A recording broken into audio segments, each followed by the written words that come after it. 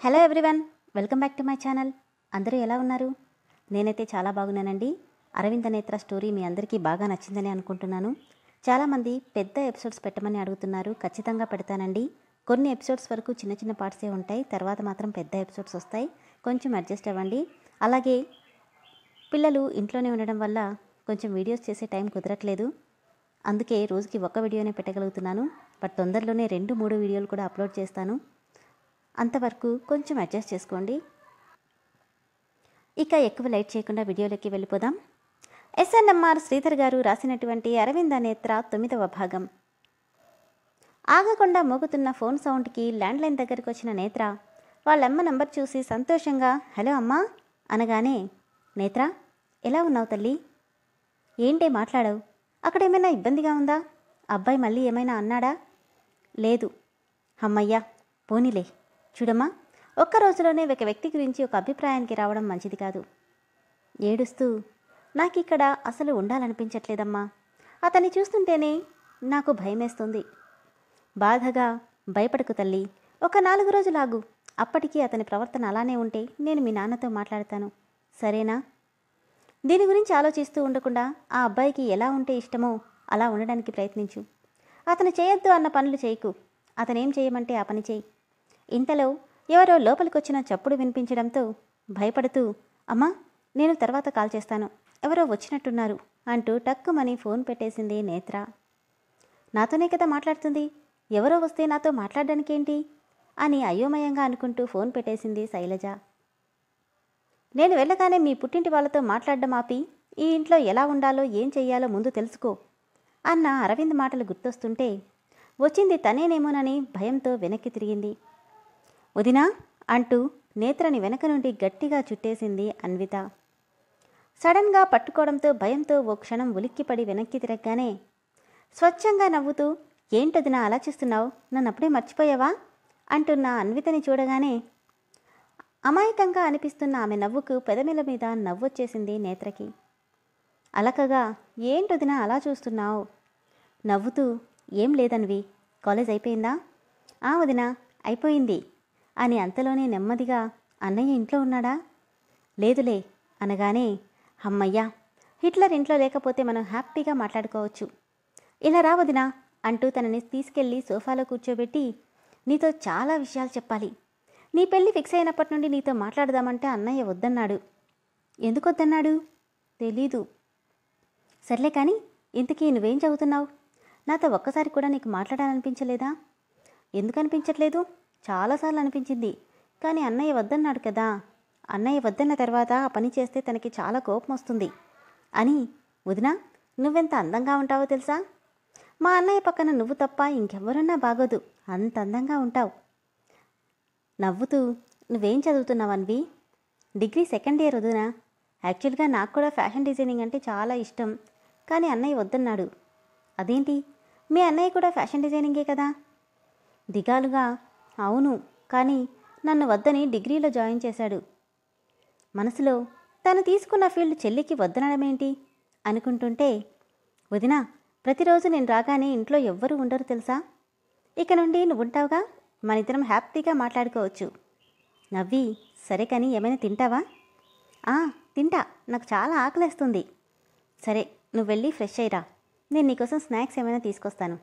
Thank you so much వదినా, మా వదిన బంగారం అంటూ నేత్ర బుగ్గలు లాగి బ్యాగ్ తీసుకొని తన రూంలోకి వెళ్ళిపోయింది అన్విత. తనతో మాట్లాడిన 2 మాటలకే తనలో ఇంకా పసితనం పోలేదని బాగా అర్థమైంది నేత్రకి. శ్యామ్, ఎస్ సార్ అంటూ పరిగెత్తుకొచ్చాడు శ్యామ్. డ్రాయింగ్ గీస్తూనే, ఇంకో 1 వీక్లో ఫ్యాషన్ షో ఉంది.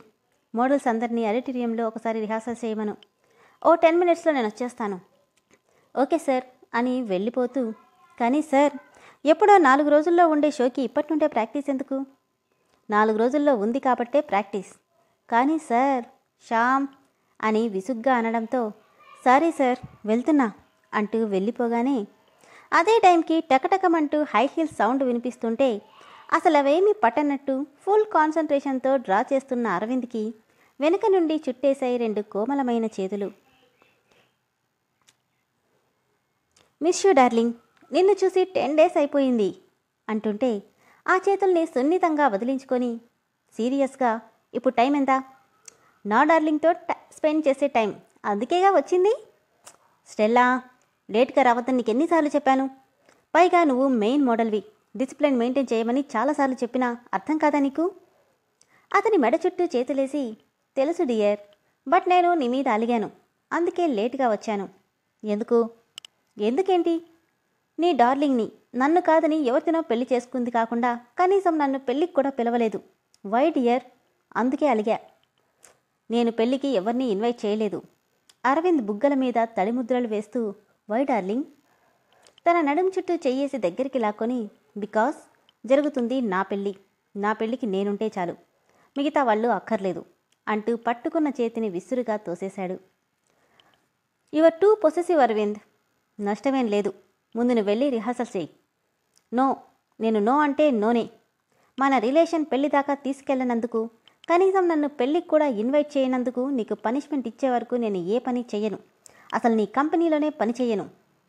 బాగా ఎక్కువైంది, నోరు మూసుకొని వెళ్ళు అంటూ కలర్ కలుపుకోవడానికి వెళ్తుంటే తన భుజం మీదకెక్కి, నో వే, నీకు పనిష్మెంట్ ఇవ్వాల్సిందే, కమ్ కమ్ కమ్ అంటూ అరవింద్ని రూమ్లోకి లాక్కెళ్ళి డోర్ క్లోజ్ చేసేసి తనతో సహా బెడ్ మీద వాలిపోగానే, Stella, leave me. No Aravind, పెళ్ళి పేరు చెప్పి ఈ మధ్య పూర్తిగా నన్ను దూరం పెట్టేశావు. ప్లీజ్ అరవింద్ అంటూనే అతన్ని తన మీదకి లాక్కుంది స్టెల్లా. అరగంట తర్వాత, సార్, మోడల్స్ అంతా రెడీగా ఉన్నారు అంటూ లోపలికి వచ్చిన శ్యామ్కి హెయిర్ మొత్తం చెదిరిపోయి, డ్రెస్ మొత్తం నలిగిపోయి, షర్ట్ బటన్స్ పెట్టుకుంటూ పర్సనల్ రూమ్ నుండి బయటికి వస్తున్న అరవింద్ని చూసి నోరవిల్లబట్టేశాడు. ఏంటి శ్యామ్, అందరూ రెడీనా? డిఫరెంట్గా వస్తున్న అరవింద్ బాడీ పర్ఫ్యూమ్ స్మెల్కి, ఈ స్మెల్ ఏంటి ఇలా ఉంది, సార్ వాడేది ఇది కాదు కదా అనుకుంటుంటే, నిన్నే అడిగేది. అందరూ రెడీ సార్, కానీ స్టెల్లా మేడం. వాట్ అరవింద్, ఇలా చేసావేంటి? ఈ మధ్య నిన్ను తట్టుకోవడం చాలా కష్టంగా ఉంది అంటూ డ్రెస్ సెర్చ్ చేసుకుంటూ వస్తున్న స్టెల్లాని చూసి ఈసారి కళ్ళు నోరు తెరుచుకొని చూస్తుండిపోయాడు శ్యామ్. తనొచ్చేసింది, నువ్వు వెళ్ళమని చెప్పి అక్కడి నుండి వెళ్ళిపోతున్న శ్యామ్ మనసులో, పెళ్ళై ఒక్కరోజు కూడా కాలేదు, అప్పుడే ఈయన మొదలెట్టేశాడు. పాపం ఆ అమ్మాయి ఈ శాడీస్ని ఎలా వేగుతుందో ఏంటో అనుకుంటూ వెళ్ళిపోతే, గారంగా అరవింద్ అంటూ దగ్గరికి రాబోయేది కాస్త విసుగ్గా, ఇక చాలు, ఇప్పటికే ఎక్కువ చేశావు, రిహార్సల్కి పదా అంటూ వేళ్లతో హెయిర్ సెట్ చేసుకుంటుంటే, నువ్వు మారిపోయావు అరవింద్, పెళ్ళవ్వగానే నన్ను పూర్తిగా దూరం పెట్టేశావు, నీతో మాట్లాడను పో అంటూ అక్కడి నుండి వెళ్ళిపోయింది స్టెల్లా. తన వైపు ఒకసారి చూసి తన పని కంప్లీట్ చేసే పనిలో పడ్డాడు అరవింద్. 10 నిమిషాల తర్వాత డ్రెస్ రెడీ అవ్వడంతో దాన్ని చూసి గర్వంగా నవ్వుకొని హ్యాండ్ వాష్ చేసుకుని తన కోటు వేసుకుని రిహార్సల్స్ రూమ్కి వెళ్ళిపోయాడు అరవింద్.